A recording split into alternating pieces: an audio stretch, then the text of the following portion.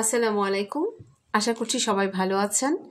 আমরা আফিফাস ক্লাসরুমে আজকে আমি ইংলিশ লেটার কিভাবে ডট দিয়ে শিক্ষার্থীকে শুরু করাবো সেটা দেখানোর চেষ্টা করছি। এর আগের ক্লাসে আমরা শিখেছিলাম স্বরবর্ণ কিভাবে লিখতে হয় ফোঁটা দিয়ে।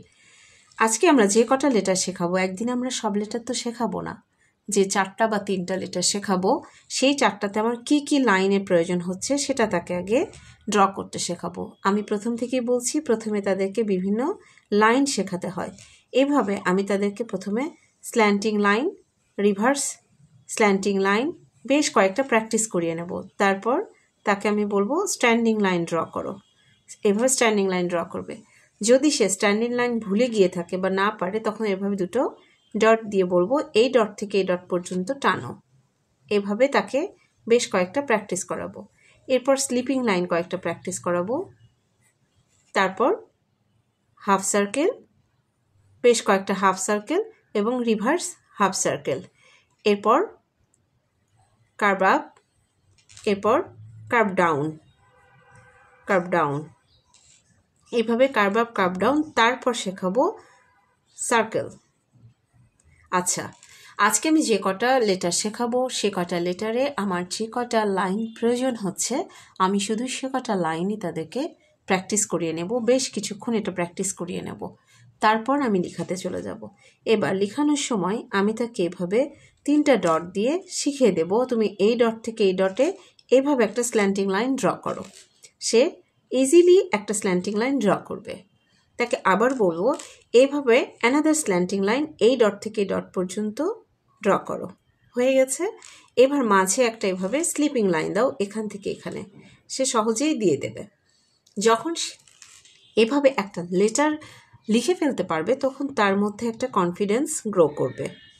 এবার আমি এই ডট থেকে এই ডট তাকে এরকমভাবে একটা স্ট্যান্ডিং লাইন ড্র করতে বলবো। হয়ে গেছে স্ট্যান্ডিং লাইন। এবার তাকে আমি বলবো তুমি এইভাবে রিভার্স হাফ সার্কেল ড্র করো। কোথায় থেকে? এখান থেকে এ পর্যন্ত। তখন সে একটা রিভার্স হাফ সার্কেল ড্র করবে। তাকে দেখিয়ে দিচ্ছি, এই জন্য সে পারবে। আবার এখান থেকে এই পর্যন্ত একটা রিভার্স হাফ সার্কেল ড্র করো। বি লিখেছে। এরপর সি লিখানোর জন্য তাকে এভাবে বলবো তুমি এই যে হাফ সার্কেল এঁকেছিলে ঠিক এখান থেকে এই লাইনটাকে টাচ করে এখানে আসবে, একটা হাফ সার্কেল ড্র করো। সি লিখেছে। একইভাবে তাকে আমি ডি স্ট্যান্ডিং লাইন ড্র করো। দেন একটা ডট দিয়ে বলবো এখানে তুমি এখন এভাবে রিভার্স হাফ সার্কেল ড্র করো। রিভার্স হাফ সার্কেল ড্র করলো। ই লেখাটা অনেক সহজ। প্রথমে স্ট্যান্ডিং লাইন, তারপর আমি 3টা ডট দিয়ে বলবো তুমি এভাবে স্লিপিং লাইন ড্র করো। এভাবে স্লিপিং লাইন সে ড্র করবে। তাহলে আজকে আমি অলরেডি তাকে 5টা লেটার শিখিয়েছি। এফ লেখাটা অনেক ইজি, একইভাবে শেখাবেন। এবার আমি স্মল লেটার দেখাচ্ছি।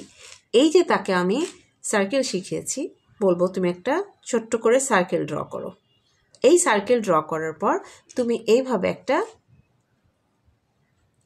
একটা কি করবে? হাফ সার্কেল ড্র করবে। সেই হাফ সার্কেলটা এত বেশি গোল হবে না, অল্প করে জাস্ট স্ল্যান্টিং লাইনের মতো। আবার দেখায় একটা সার্কেল করবে, একটা স্ল্যান্টিং লাইন ড্র করবে। সেই স্ল্যান্টিং লাইনটা একটু বাঁকা হবে।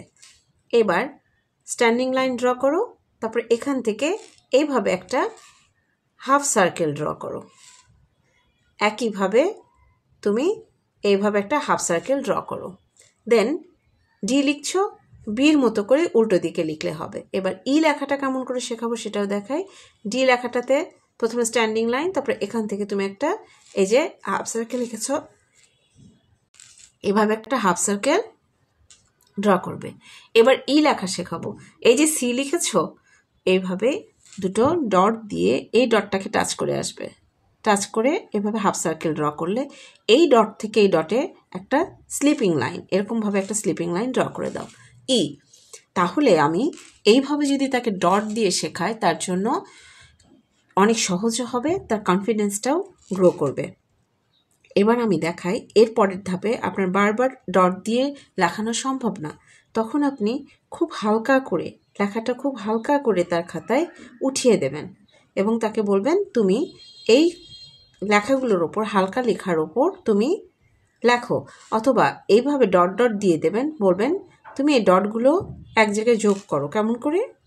এইভাবে পেন্সিলে সোজা, দেখো এভাবে তুমি গাঢ় করো, লেখাগুলোকে গাঢ় করো। তবে অবশ্যই আমার দেখানো দাগের বাইরে তুমি যাবে না। এভাবে দেখানো লাইনের বাইরে তুমি যাবে না, তাহলে তোমার লেখা পচা হয়ে যাবে। এটা যদি তাকে শেখাতে পারেন, সে ওই হালকা লেখার ওপর দিয়ে হাত ঘুরিয়ে ঘুরিয়ে নিজে নিজে একটা সময় লিখতে শিখে যাবে। এটা যদিও অনেক সনাতন পদ্ধতি, তারপরে আমরা দেখতে পাই যে এটাতে শিক্ষার্থী অনেক সুন্দরভাবে লেখা শিখে যায়। আশা করছি আজকে আপনারা একটু হলেও ধারণা পেয়েছেন যে একেবারেই ইনিশিয়াল স্টেজে একটা শিক্ষার্থীকে বা একটা বাচ্চাকে হাতে খড়ি দিয়ে ইংলিশ লেখা কীভাবে ডট দিয়ে শেখানো যায়। এই সংক্রান্ত বা লেখা সংক্রান্ত যে কোনো প্রশ্ন থাকলে আপনারা আমার কমেন্টস বক্সে কমেন্টস করবেন। আমি আশা করব প্রত্যেকটারই উত্তর দিতে। সবাই ভালো থাকবেন, সুস্থ থাকবেন এবং আমার সঙ্গেই থাকবেন। আসসালামু আলাইকুম।